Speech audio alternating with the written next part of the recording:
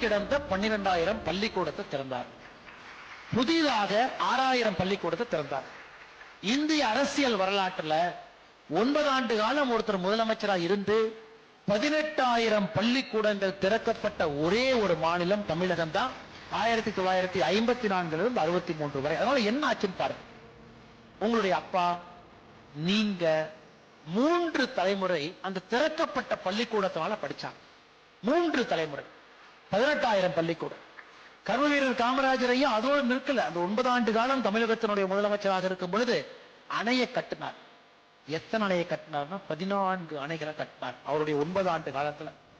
அணையை கட்டுதோடு நிற்கல, பாசன வசதியை ஏற்படுத்தினாங்க. லட்சக்கணக்கான விவசாய நிலத்தை தமிழகத்துல நீர் வரத்து வரும் அளவுக்கு அதை மேம்படுத்தினாங்க.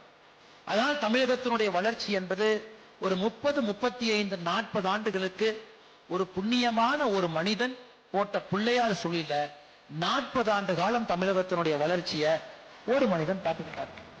இன்னைக்கு தமிழகத்தை பொறுத்தவரை மறுபடியும் விவசாயத்தை மேம்படுத்த வேண்டிய கட்டாயத்திற்கு நாம் தள்ளப்பட்டிருக்கின்றோம். மறுபடியும் தொழில்துறையை இன்னும் வேகமாக கொண்டு செல்வதற்கான நேரத்தில் நாம் இருக்கின்றோம். மறுபடியும் நம்முடைய குழந்தைகளுக்கு தரமான கல்வி கொடுக்க வேண்டிய கட்டாயத்தில் நாம் இருக்கின்றோம். மறுபடியும் நாம் இருக்கின்றோம். ஆனால் நிச்சயமாக இதெல்லாம் கூட தமிழகத்தில் இன்னைக்கு பரவலாக பேசப்பட்ட